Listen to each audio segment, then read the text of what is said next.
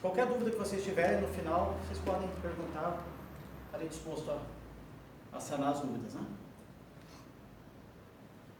Eu vou abrir essa palestra com a nota de um livro escrito sobre a história do nosso país em 1932.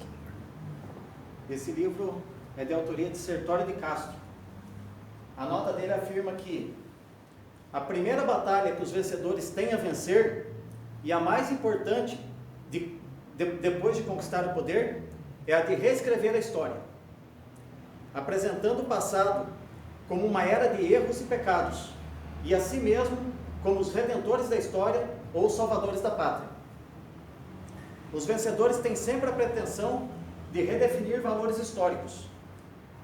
No Brasil, como temos uma história coalhada de rupturas, temos também diversos recomeços.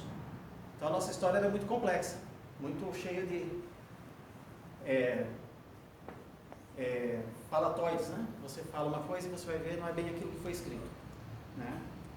Para que as futuras gerações não se sentissem saudosas ou questionassem a legitimidade da República, o Império, desde a Primeira República, tinha que ser apresentado para as futuras gerações como um período de despotismo absoluto.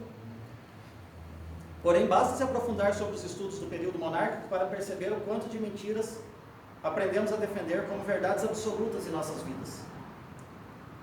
E a nossa República só sobrevive graças a essas mentiras.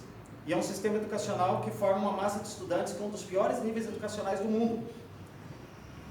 Manter na população um grande desconhecimento da própria história e ao mesmo tempo formar cidadão em alguma área específica é uma estratégia quase perfeita para transformar a população em defensores de algo que o sistema educacional não os permite conhecer, que é a mentira republicana, né?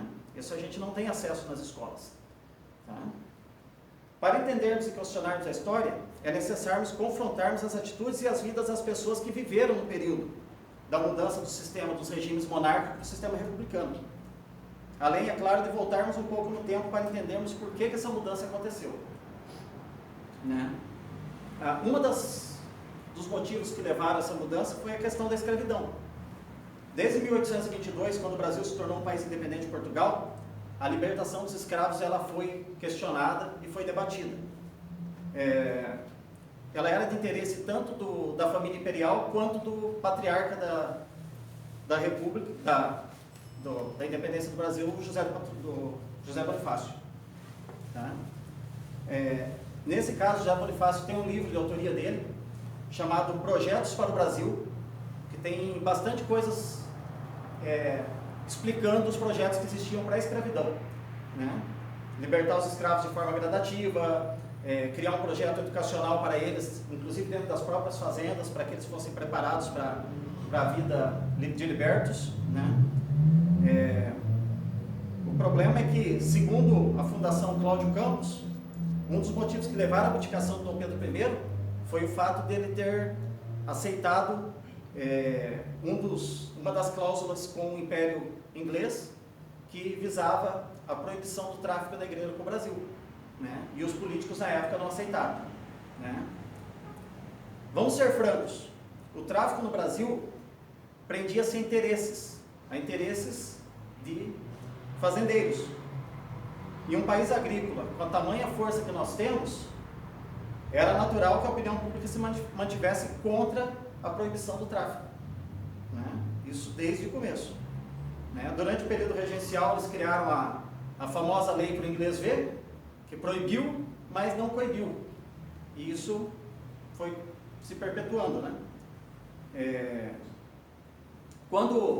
Durante o segundo regime, durante o governo de Dom Pedro, a princesa Isabel, na sua primeira regência, ela proclamou a lei do ventre livre. Isso foi um salto bastante grande para a libertação dos escravos. E na terceira regência dela, ela proclamou a Lei Áurea, né? Proclamou não, assinou, né? Então, ela libertou os escravos, só que com isso, a consequência foi a queda do Império, né? Essa é uma das questões. A outra questão é a questão do positivismo. O positivismo ele entrou no Brasil na metade do século XVIII, do século XIX, e aí entra uma questão assim, que a gente tem que analisar o que foi o positivismo e o que é até hoje as consequências dele no Brasil. O positivismo ele foi criado por Auguste Comte, na França. Ele foi uma pessoa que... Alguns já leram esse artigo que eu mandei nos grupos. Ele foi uma pessoa que... Ele não acreditava em Deus.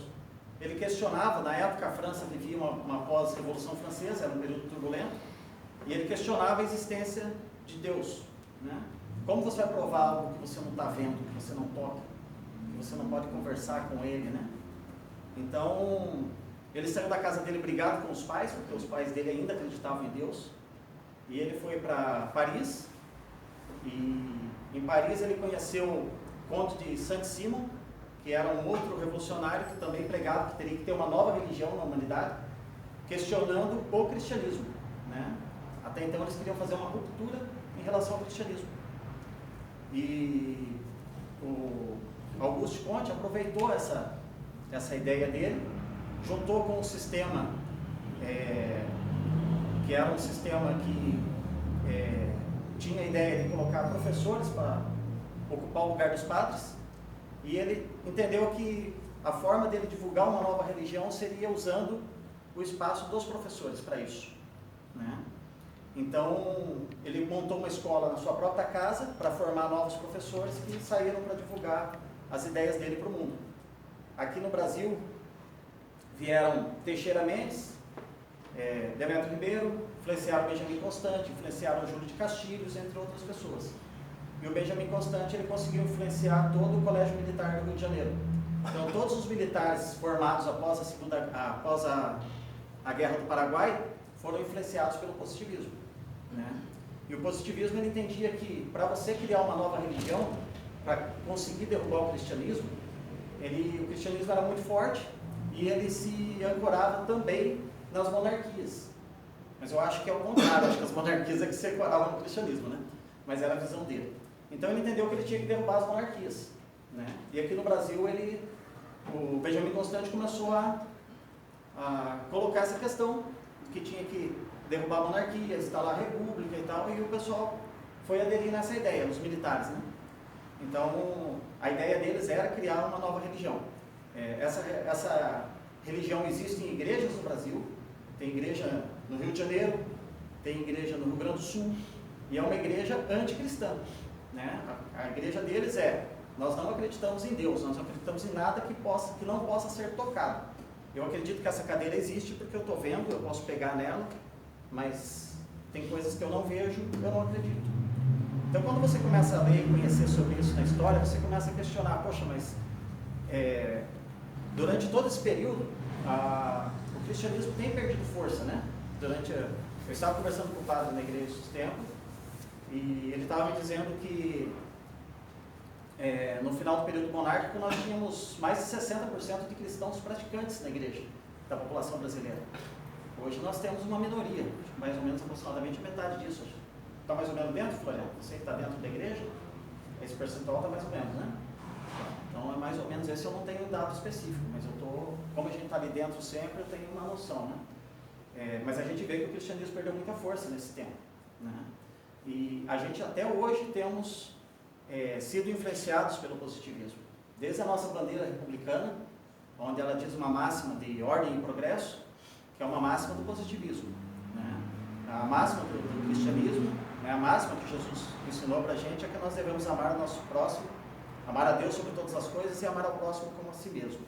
No positivismo, ele diz que quem tem amor por princípio e a ordem por sequência, por base, o progresso terá por sequência. Então, resumido, quando criaram a República, eles resumiram essa frase em ordem e progresso.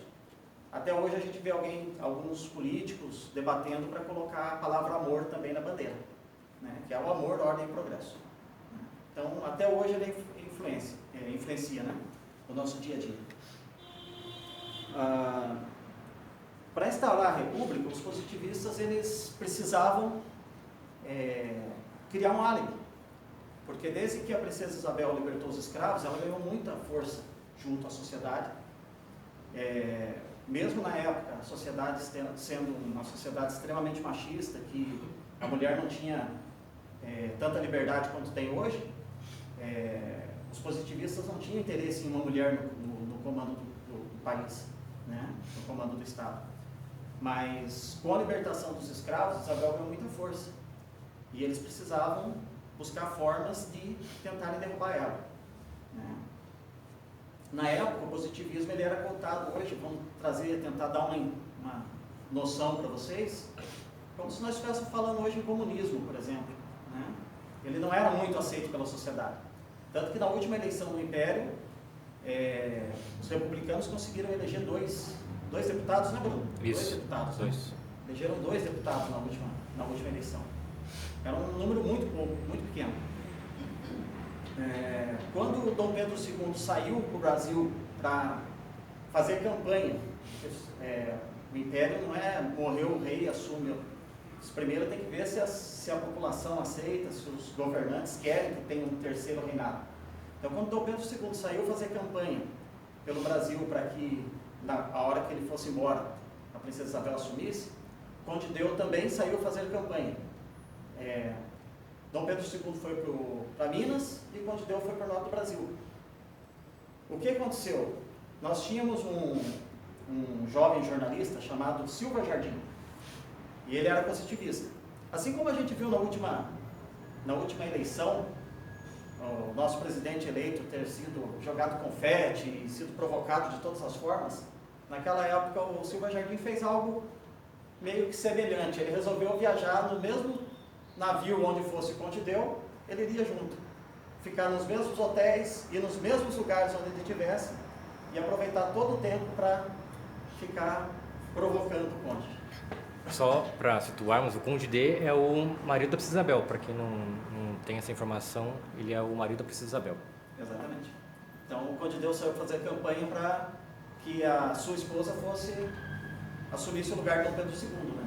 E ele foi provocado o tempo todo para que isso não acontecesse.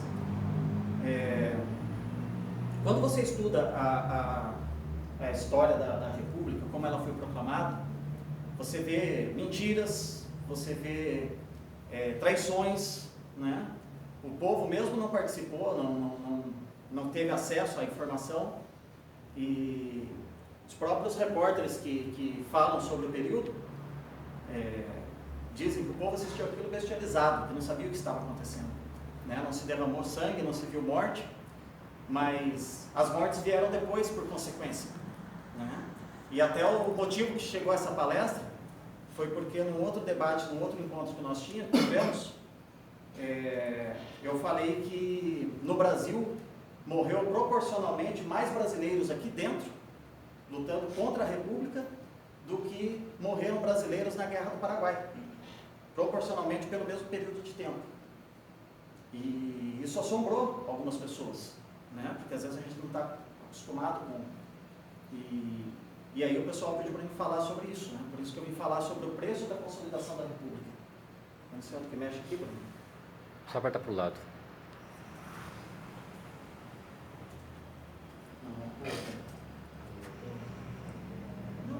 Você não trouxe? Não, então tudo bem. O que acontece? Na Guerra do Paraguai, nós tivemos 6 anos e alguma coisa de guerra, nós tivemos 50 mil mortes. Durante o começo da República, quando o Marechal Deodoro... não vou entrar na parte da proclamação, porque senão se estende demais o tempo. Mas quando o Marechal Deodoro renunciou, pelas leis que os próprios republicanos tinham criado para a República, teria que ter sido feitas novas eleições. E o Marechal Floriano, assim como a maioria dos presidentes e dos governantes que eles se apegam ao poder e não querem soltar o poder, ele assumiu o poder e não largou. Não fez o que teria que ser feito, que seria uma nova eleição. Com isso, houve muitas revoltas no Brasil. Nós tivemos praticamente, simultaneamente, a revolta no Rio de Janeiro, da Marinha. Nós tivemos a revolta na Bahia, do Antônio Conselheiro. E nós tivemos a revolta federalista aqui no sul do Brasil, né? Para vocês terem uma noção, a revolta baiana, morreram em torno de 20 mil, 25 mil brasileiros num período de 4 anos. E a nossa revolta aqui no Sul, ela teve em torno de 10 a 15 mil mortes. Aqui num período de 2 anos. Se a gente transformar isso em tempo, números de mortes em tempo, de revoluções, você vai chegar a uma média que se morreram mais brasileiros aqui dentro do que no mesmo período de tempo na Guerra do Paraguai. Essa foi a informação que eu passei aquele dia na reunião que nós tivemos na casa do senhor. Se transforma em números, né? A nossa revolução, mesmo tendo morrido menos pessoas no sul do Brasil, ela foi mais sangrenta, ela foi mais agressiva, né? Porque os maragatos, eles não tinham um comando forte que determinava.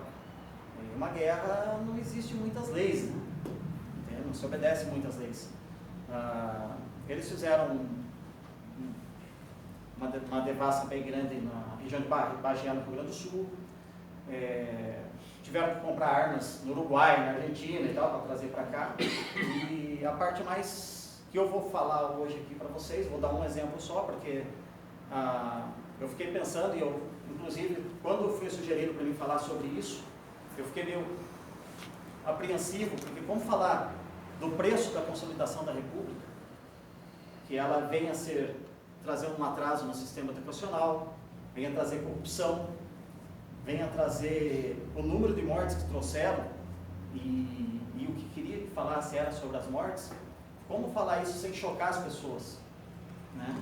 Mas ao mesmo tempo fazendo com que vocês entendam o preço que muita gente pagou com os próprios sangue, para que nós tivéssemos um pouco de liberdade que foi privado naquele momento, né? Então, eu resolvi falar só sobre um caso, tá? Eu vou falar sobre o caso do Barão do Cerro Azul, que foi o caso mais, na minha opinião, mais contundente assim, da nossa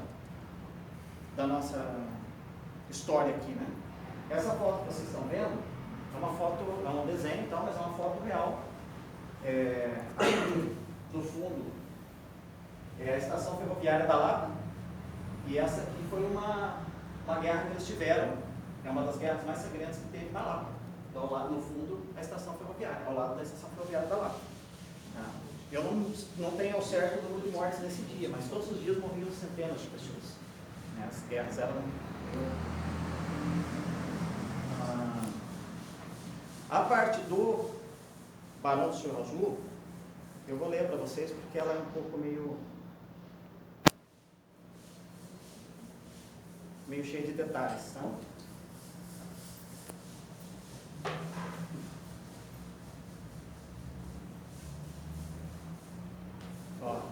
Entendendo, aqui entra aquela parte que eu acabei de falar, entendendo que o preço da consolidação da República foi o sangue dos brasileiros, as mentiras dos políticos, o atraso no sistema educacional, corrupção, como falar em guerras sem falar em sangue e desgraça? Esse é o meu maior desafio que eu enfrentei para tentar escrever esse artigo sem chocar demais vocês, né?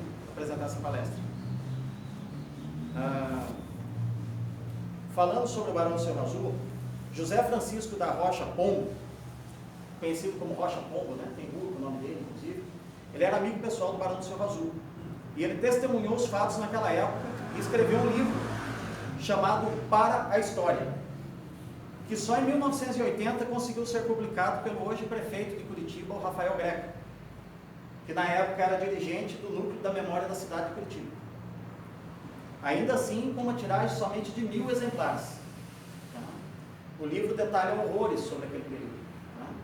Rocha Pombo considera que, por ter vivido aquele espaço, tem legitimidade para prestar um serviço às gerações futuras, ao relatar as histórias dos acontecimentos vividos em Curitiba. Mas, voltando a Barão do Cerro Azul, durante muitos anos ele foi considerado o maior produtor de mate do mundo, tinha grande destaque de visão empresarial, adquiriu a imprensa paranaense, que permitiu que rotulasse rótulos coloridos nas embalagens de erva mate, como nós temos hoje, investimentos na área de madeira, O Barão do Cerro Azul teve participação em inúmeros melhoramentos políticos, públicos, durante o período, como, por exemplo, o Clube Curitibano, Passeio Público, a Nova Catedral e a Associação Comercial do Paraná. Além disso, ele foi vereador por Curitiba em 1888, chegou a ser presidente da Casa. Foi eleito deputado provincial pelo Partido Conservador, foi também presidente da província por um breve período, seria o nosso governador, no caso. Como presidente da Câmara, ele libertou todos os escravos que viviam na cidade alguns meses antes da abolição da Lei Áurea. Para Túlio Vargas, autor da Última Viagem do Barão do Cerro Azul, tal fato certamente contribuiu para que Delfonso Pereira, um pouco antes do... Delfonso Pereira é o Barão do Cerro Azul, para aqueles que não saibam. Pouco antes do advento da República, ganhasse o título de barão, que Dom Pedro II manifestou publicamente seu apreço por ele em diversas ocasiões, principalmente por ele ter libertado os escravos da região. A segunda parte do livro Para a História tem por título Histórias dos acontecimentos que se deram no Paraná. Em seu início, o autor faz a delimitação temporal dos acontecimentos, desde a entrada dos revolucionários em janeiro de 1894, até a retomada pela força do governo geral em maio do referido ano. Os revolucionários federalistas, também conhecidos como maragatos, vinham do Rio Grande do Sul com o objetivo de chegar ao Rio de Janeiro e derrubar o governo do Marechal Floriano Peixoto. No final de 1893, a Revolução Federalista se conjuga à revolta armada que tentava tomar o Rio de Janeiro pelo mar. Para chegar por terra ao rio, os maragatos precisavam atravessar os estados de Santa Catarina, Paraná e São Paulo. No trajeto dos revolucionários, as violências se tornaram notórias. Relatos podem ser lidos no livro Pica-Paus versus Maragatos, a mais sangrenta guerra civil brasileira. O autor desse livro se chama Renato Mocelin. O livro dos revoltosos, o líder dos revoltosos, Gumercindo Saraiva, aplicava um rígido código de ética, mas muitas vezes era conivente com violências e agressividades de toda ordem praticada pelos seus subordinados. Entende-se, portanto, que o terror que se instaurou junto à população de Curitiba, diante da proximidade dos revoltosos, que em janeiro de 1894 haviam tomado a cidade de Tijucas e promoviam um violento cerco contra a Lapa, que durou exatos 26 dias, só se encerrando com a morte do general Gomes Carneiro, em 11 de fevereiro.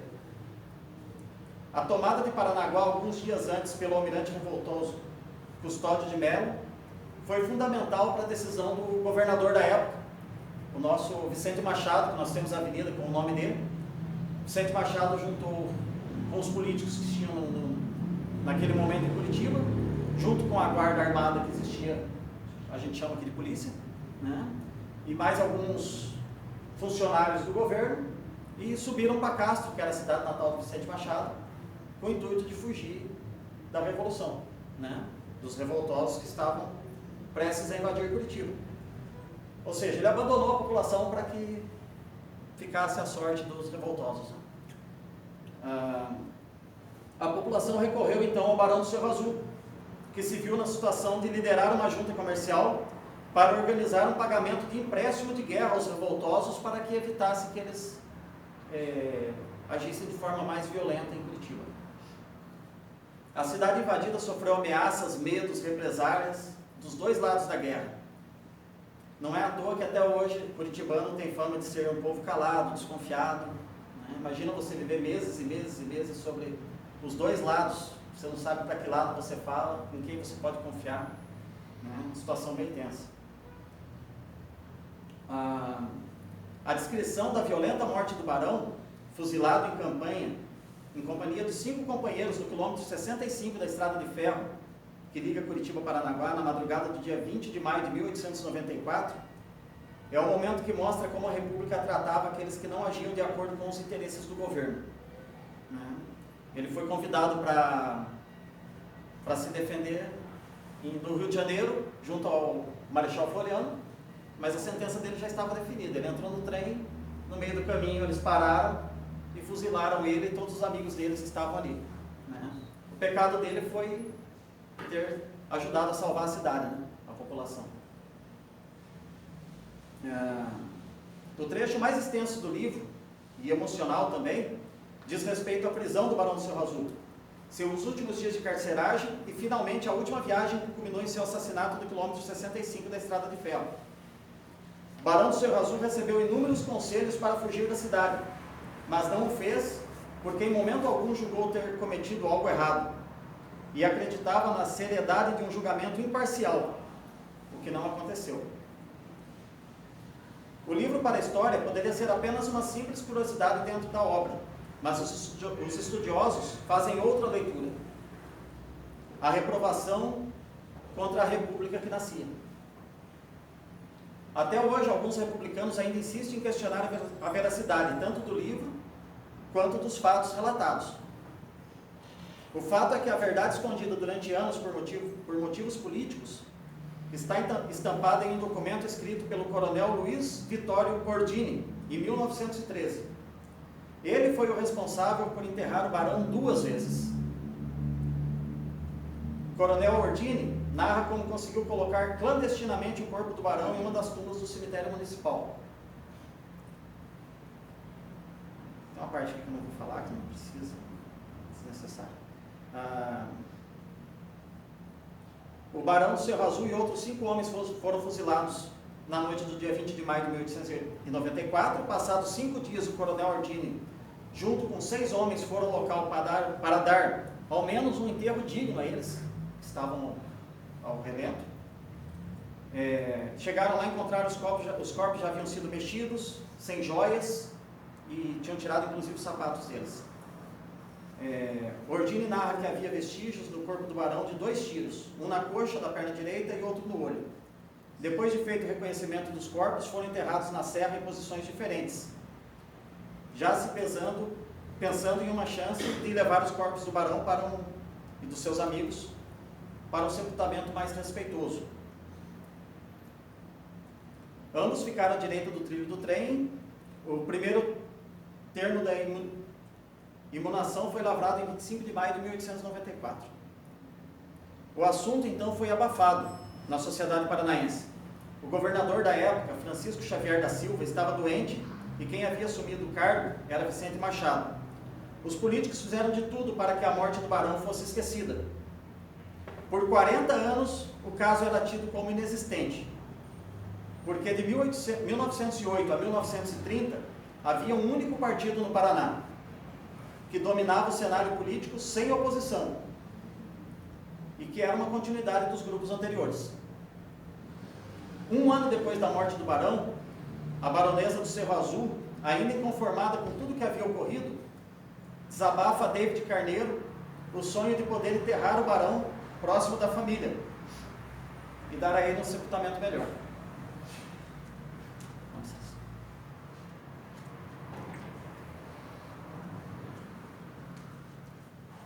Desculpa.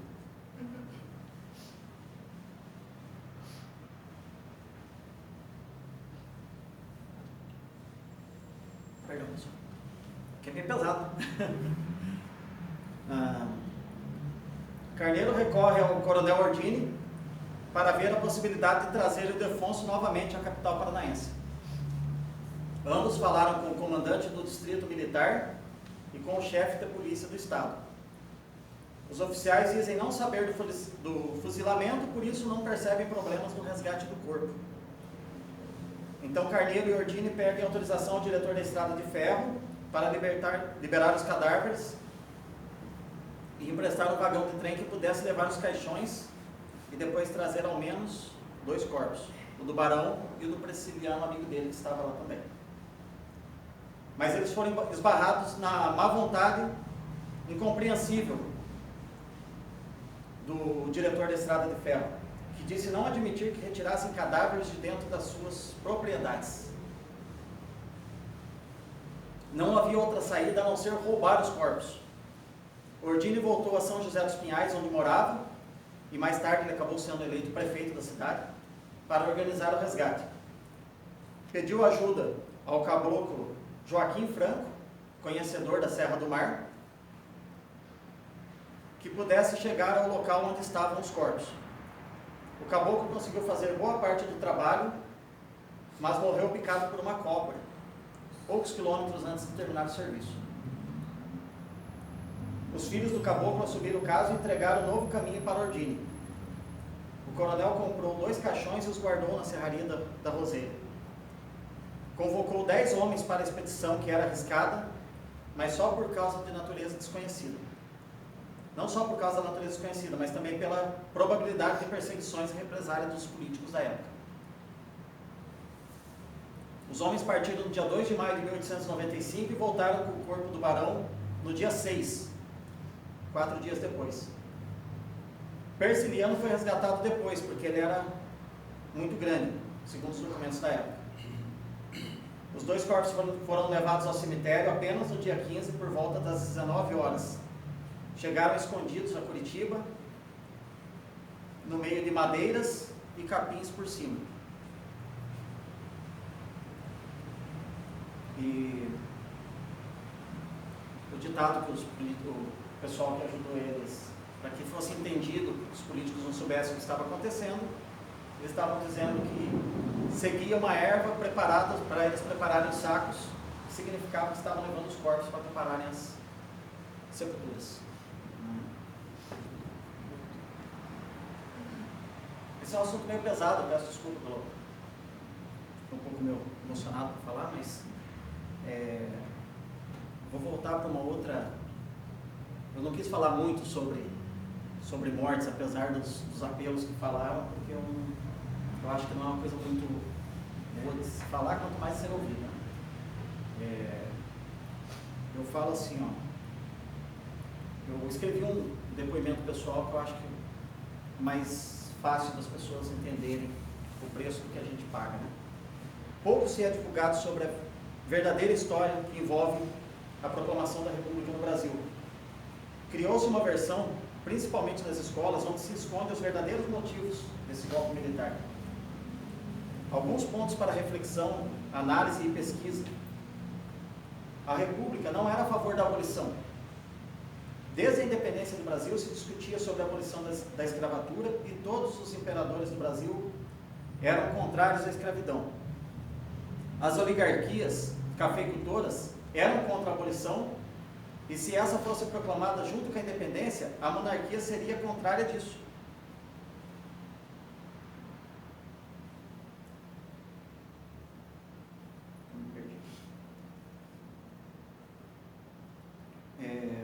Ao contrário disso, os republicanos não assumiram uma postura com relação a esse assunto.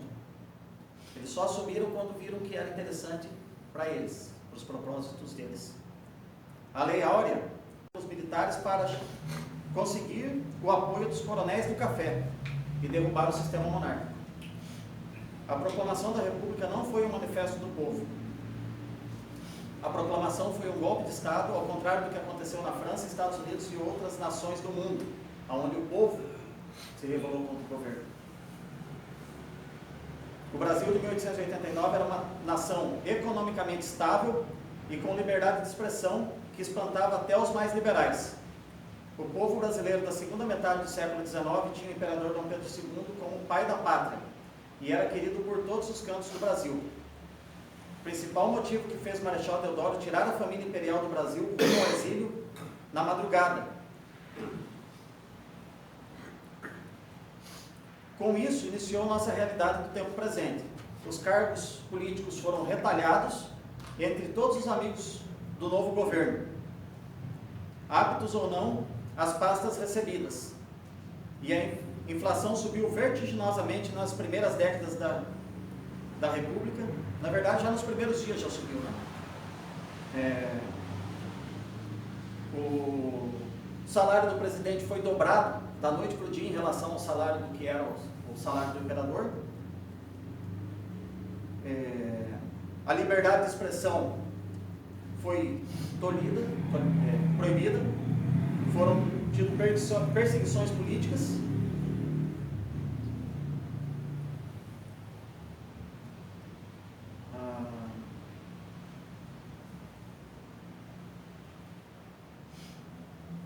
a proclamação da República do Brasil serviu para acalmar a ira e a vaidade dos militares, que tinham cada vez menos espaço no novo governo, mas em nada favoreceu o crescimento do Brasil, além de impedir a reforma agrária que a princesa Isabel proporia ao primeiro-ministro após a abolição da escravatura.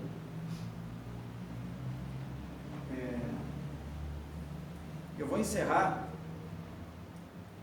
mas eu quero falar uma coisa aqui. Algum tempo atrás, conforme eu fui me aprofundando nos estudos, como o Bruno colocou aqui, acho que ele falou o que eu já tinha falado para ele alguns anos atrás, a gente vai estudando de forma aprofundada a história do nosso país, a história do mundo como um todo, e a gente, para mim que sou cristão, sou praticante, a gente começa a entender o quanto que a história do nosso país ela é ligada à história da igreja, né? E a gente começa a entender os motivos pelo qual cada vez mais a gente tem menos cristãos praticantes, cada dia a gente tem mais corrupção, mais problemas sociais,